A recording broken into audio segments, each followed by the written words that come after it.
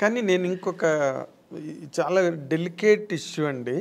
But ఈ తరం హీరోయిన్లకి కొంతమందికి మీలాంటి ఒక సీనియర్ యాక్ట్రెస్ చెప్పే మాటలు వాళ్ళకి హెల్ప్ కావచ్చు. ఒక్కొక్కసారి ఒక ఇంటర్వ్యూలో మాటలు విన్నప్పుడు మీరు ఇంత ఒక డొమెస్టిక్ మైండ్ సెట్, ఒక హౌస్ వైఫ్కి ఏం కావాలో ఆ అవసరమైన ఆ మానసిక పరిణితనండి, పరిపక్వతనండి, అన్ని వైపుల నుంచి అన్ని జాగ్రత్తగా సంరక్షించుకుంటూ వచ్చే ఒక లైఫ్ స్టైల్ మీది, మైండ్ సెట్. కానీ but where the mistake happened అండి మీ పర్సనల్ లైఫ్లో?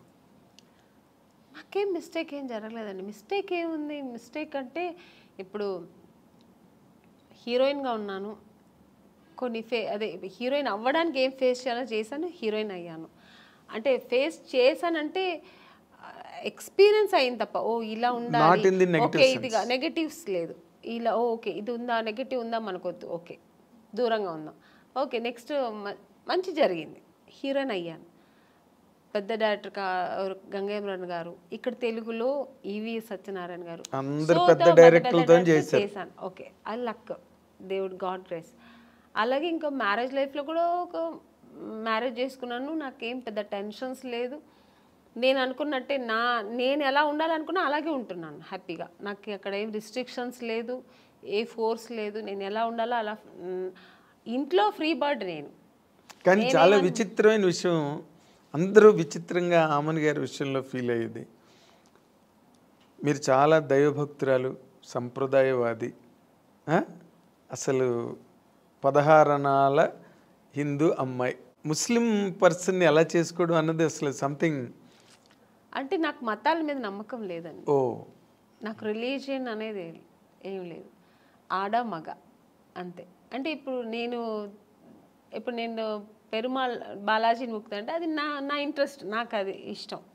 అందుకని అల్లా ముక్తున్న తప్ప నేను అనట్లేదు, జీసస్ ముక్త తప్ప అనట్లేదు. జీసస్ నాకు ఇష్టమైతే నేను ఇప్పుడు నాకు కూర్చున్నప్పుడు చర్చికి వెళ్ళాలి అనిపిస్తే వెళ్తాను. అలాగా నాకు చర్చికి వెళ్ళే వాళ్ళు చాలా మంది అలాగే నాకు ఫ్రెండ్స్ కోసం కూడా రిలీజియన్ మతాల మీద పెద్ద ఇదేం లేదు నాకు. సో అందుకని నాకు ఆ ప్రాబ్లమ్స్ లేదు. కానీ నాకు ఇష్టం పూజలు చేయడం, ధ్యానం చేయడం, మంత్రాలు చదవడం, ఇవి నాకు ఇంట్రెస్ట్, అది నేను చేసుకుంటా. అందుకని వేరే వాళ్ళ మీద నువ్వు ఇలాగే చేయాలి, ఇదే నమ్మండి, ఇది చేయండి అని నేను ఎవరిని ఫోర్స్ చేయను. వాళ్ళు చేస్తున్నది కూడా నేను తప్పని నేను అన్నాను. మీ అభిప్రాయం ఎదుటి వాళ్ళ మీద రుద్దను. వాళ్ళు చేస్తున్న అంటే మీ మదర్ వైపు నుంచి కానీ ఎప్పుడు అపోజిషన్ రాలేదా? నాకు ఏది ఇష్టమో ఎవరు నన్ను ఎప్పుడు ఏమనలేదండి. మా అమ్మగారు ఒక్కటే, నువ్వు ఎవరైనా పెళ్లి చేసుకో, ఎలాగైనా చేసుకో, ఎలా అయినా ఉండు, సినిమా ఇండస్ట్రీని వదలద్దు. ఎందుకంటే అమ్మ, నేను ఎంత కష్టపడ్డానో నాతో పాటు అమ్మ కష్టపడింది. అవును, ఎక్కడా కూడా అమ్మ నన్ను కష్టపడనివ్వకుండా ఆవిడ కష్టాలు అనుభవించేనా నన్ను హీరోయిన్ చేసింది. అలాంటి ఒక ఇండస్ట్రీని, ఈ హీరోయిన్ అవ్వడానికి నువ్వు ఎన్ని కష్టాలు పడ్డావు, అలాంటి ఒక ఇండస్ట్రీని వదలొద్దు. నువ్వు ఇష్టపడి వచ్చావు, ఆ కళామ తల్లి నిన్ను అనుకుని నీకు ఇచ్చింది, ఆ కళామ లైఫ్ లాంగ్ కొనసాగించు. నాతోనే ఉన్నారు ఇప్పటికీ. మీరు ఇంటికి ఎప్పుడైనా సడన్గా వెళ్తే కూడా నేను చెప్పలేదు, ఎప్పుడు సడన్గా వెళ్తే మా అమ్మ ఒక టీవీ ఉంటుందండి ఎప్పుడు. ఆవిడ ఇప్పుడు రిలాక్స్ అయిపోయింది కదా, ఎప్పుడు ఆ టీవీలో ఆమెని సినిమా, ఆమెని ఇంటర్వ్యూ, ఆమెని సాంగ్స్, ఇదే పోతుంటుంది అంతే. ఆవిడ అది నేను అంటే నీకేమైనా పిచ్చి పట్టిందమ్మా, ఎప్పుడు నాదే చూస్తున్నా, అసలు నాకు విని నాకు విసిగెత్తింది, వేరే ఏదైనా పెట్టమ్మా అంటే. అలా అమ్మ చాలా ఇష్టపడుతుంది, ఆ ఫీల్డ్ని ఇష్టపడుతుంది, నేను చేయడం అనేది ఆవిడకి అంతకంటే ఇష్టం. సో అందుకని నన్ను ఎప్పుడు అమ్మ నేను షూటింగ్ వెళ్తానంటే నాకంటే ఎక్కువ సంతోషపడేది మా అమ్మాయి ఇప్పటికీ. అంటే మీరు షూటింగ్ వెళ్తున్నావమ్మా, ఓకే ఓకే అంటారు, అదే ఆనందం. బికాజ్ మీరు పడ్డ కష్టానికి దొరికింది అంత సక్సెస్ దొరికింది. ఆ సక్సెస్ ఇప్పుడు అలాగే ఉండాలి, ఆ ఇండస్ట్రీని వదలొద్దు అంటుంది అమ్మ. ఎగ్జాక్ట్లీ. అంటే ఇప్పుడు మీరు ముస్లిం పర్సన్ చేసుకున్న కారణంగా ముస్లిం మతం తీసుకోవడం అలాంటివి ఏం చేయలేదా మీరు? ఏమీ లేదండి. నేను ఎలా మైసెల్ఫ్ నేను ఎలా ఉన్నానో అలాగే ఉన్నాను, అలాగే ఉంటూ ఉంటాను. నాకు ఏది అలాంటి ఒక ప్రాబ్లమ్స్ ఏమీ లేదు, గొప్ప విషయం అది. ఎప్పుడు లేదు, ఇప్పుడు లేదు, ఎప్పుడు లేదు. ఎందుకంటే చాలామంది వెంటనే ముస్లిం మతం తీసుకుని, అంటే ముస్లిం అని కాదు, ఏ మతం వాళ్ళని చేసుకుంటే నేను అలా ఉంటే అసలు నాకు అలాంటి కాంట్రవర్సీ నాకు ఫస్ట్ ఆఫ్ ఆల్ నచ్చదు. ఇలా ఉంటేనే అలాగా ఫోర్స్ అసలే నచ్చదు నాకు. ఓకే, నాకు ఎప్పుడు నాకని కొన్ని ఎథిక్స్, కొన్ని ఫ్రీడమ్స్ ఉంటాయి. అది ఏ విషయంలో అయినా, ఇది ఒక మ్యారేజ్ అనే కాదండి, పిల్లల విషయంలో కూడా అంతే. ఇప్పుడు నేను పూజ చేస్తున్నా అంటే నన్ను డిస్టర్బ్ చేయకూడదు 1 hour, నా పిల్లలైనా సరే. నేను నెమ్మదిగా నేను అనుకున్న పూజ నేను జరిపించేయాలి, అలా అలా అనుకుంటాను, అది నాకు జరగాలంతే. సో ఇప్పుడు ఈ ఇంత stretch, long stretch of life, అవతల కెరీరు, ఫ్యామిలీ లైఫ్, ఇవన్నీ కూడా ఇప్పుడు ఒకవేళ ఫ్యామిలీ లైఫ్లో ఏదైనా వచ్చిన డిస్టర్బెన్సెస్ని కూడా మీరు అన్నిటినీ ఓవర్కమ్ చేసే మెంటల్గా బాగా సెట్ అయి ఉన్నారండి, లేకపోతే స్టిల్ యూ ఫీల్ ఫస్ట్? ఏమీ లేదు, నాకు అసలు ఏ ప్రాబ్లమ్స్ లేదు మెంటలీగా కానీ, నాకు అసలు ఆ మానసిక ప్రాబ్లం ఏమీ లేదండి. హ్యాపీగా ఉన్నా, ఐఎమ్ వెరీ హ్యాపీ. నాకు మెయిన్ ఫస్ట్ నాకు ఇండస్ట్రీ అండి, నేను ఇష్టపడి వచ్చిన ఇండస్ట్రీ. సో అది హెల్తీగా నాకు ఇప్పటి వరకు నేను వెళ్తున్నా జర్నీ. సెకండ్ నా పిల్లలు, నా ప్రపంచం ఇదే, నా ప్రొఫెషనల్, నా పిల్లలు, ఇది నా ప్రపంచం.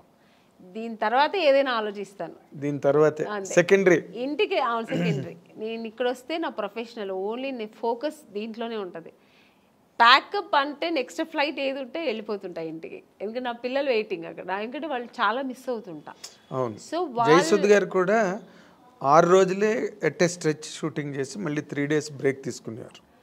నేను బ్రేక్ తీసుకున్నాండి, నాకు బ్రేక్ వస్తుంది. ఇప్పుడు వచ్చింది అనుకోండి, ఇప్పుడు 3 days బ్రేక్ వస్తుంది, వెళ్ళిపోతుంటా. ఫస్ట్ నా పిల్లలు వాళ్ళు నా కోసం వెయిట్ చేస్తాను, మమ్మీ మమ్మీ అని ఎప్పుడు ఫోన్లో, ఎప్పుడు వస్తావు మమ్మీ, ఎప్పుడు వస్తా, ఆ పిలుపుకు వెళ్ళిపోతుంటా. వెళ్ళిపోయి ఫస్ట్ ఇంకా వాళ్ళతో ఎన్ని టెన్షన్స్ ఉన్నా వాళ్ళతో వెళ్తే మొత్తం నేను ఇంకా అక్కడ మర్చిపోతాను అన్నీ. వాళ్ళ టెన్షన్స్, వాళ్ళని స్కూల్కి తీసుకెళ్ళడం, మార్నింగ్ వాళ్ళు రెడీ చేయడం, వాళ్ళని స్కూల్ నుంచి తీసుకురావడం, వాళ్ళకి ఏది మంచి కావాలి చెడు కావాలి వండి పెట్టడం, వాళ్ళని బయట తీసుకెళ్ళడం, ఇంకా వాళ్ళ విషయంలో బిజీ ఉంటాను అన్నమాట. చిరంజీవి గారితో చెయ్యాలనుకుని చేయలేపారు లైఫ్లో. ఇప్పుడు చిరంజీవి గారు అబ్బాయి రామ్ చరణ్ అసలు ఇంటర్నేషనల్ గ్లోబల్ స్టార్. అవునండి. రామ్ చరణ్తో చేసే అవకాశం ఏమైనా ఉందా మీరు? ఇప్పుడు లేదు, వస్తే మాత్రం చేస్తానండి హ్యాపీగా. అదే అదే రామ్ చరణ్ తర్వాత ఇప్పుడు ఈ younger generation heroes, junior NTR గారు కానీ, మహేష్ బాబు కానీ, అవకాశాలు ఏమైనా వచ్చాయా మీకు ఇప్పటి వరకు? మహేష్ బాబు గారు సినిమా చేశాను రీసెంట్గా, ఇంకెవరితో చేయ అవకాశం రాలే, వస్తే మాత్రం హ్యాపీగా చేస్తానండి, చాలా సంతోషంగా చేస్తాను. వాళ్ళు బాగా మీకు ఇష్టమైన హీరో ఎవరండి యంగర్ జనరేషన్లో? అందరూ ఇష్టమే, ఎక్కువ అనుకుంటే నాకు జూనియర్ ఎన్టీఆర్ గారు అంటే చాలా ఇష్టం. అవునా? ఆయన సినిమాలు బాగా చూస్తుంటా ఇప్పట్లో. అంటే ఎందుకు అంటే ఆయన కూడా బాగా డాన్స్ ఎనర్జెటిక్గా బాగా చేస్తారు. అంటే అందరూ చెయ్యరని చెప్పట్లేదు. ఇప్పుడు రామ్ చరణ్ గారు కానీ, మన మహేష్ బాబు గారు అందరూ ఇష్టమే, కానీ ఆయన సినిమాలు ఏదో కొంచెం ఎక్కువ మాస్ ఎక్కువ ఉంటుంది కొంచెం. సో అదే మాస్ హీరో అందుకని ఆయన ఫస్ట్ ఇది కూడా బిగ్ బాస్ చేసేది కూడా నేను చాలా ఇంట్రెస్ట్గా చూసాను. నేను అవునా? అంత చిన్న వయసు అంత చక్కగా మాట్లాడడం అన్ని చక్కగా స్పీకర్. నెక్స్ట్ ఇప్పుడు నాగార్జున గారిది కూడా బాగుంది, బట్ జూనియర్ ఎన్టీఆర్ గారు ఫస్ట్ టైం చేశారు కదా అలాంటిది ఈవెంట్, ఆయన చేయడం ఫస్ట్ టైం కదా అది. Exactly. So very very nice Amman గారు, చాలాసేపు మా స్టూడియోకి వచ్చి చాలా చాలా విషయాలను మీరు గుర్తు చేసుకున్నారు, చెప్పారు. చాలా హ్యాపీ. మీ సెకండ్ ఇన్నింగ్స్ కూడా మంచి మంచి క్యారెక్టర్లు, మళ్ళీ ఒక 25 ఏళ్ళ తర్వాత మిమ్మల్ని ఎవరైనా ఇంటర్వ్యూ చేస్తే మళ్ళీ ఈ క్యారెక్టర్లన్నీ చెప్పి మాట్లాడండి, మంచి క్యారెక్టర్స్ మీరు చేయాలని. మీకు గాడ్, మీరు నమ్మే దేవుడు అన్నీ మీకు ఇంకా బాగా ఇచ్చి హ్యాపీ లైఫ్ ఇవ్వాలని కోరుకుంటూ, ఈ wish you all the very best from the I dreams side అండి.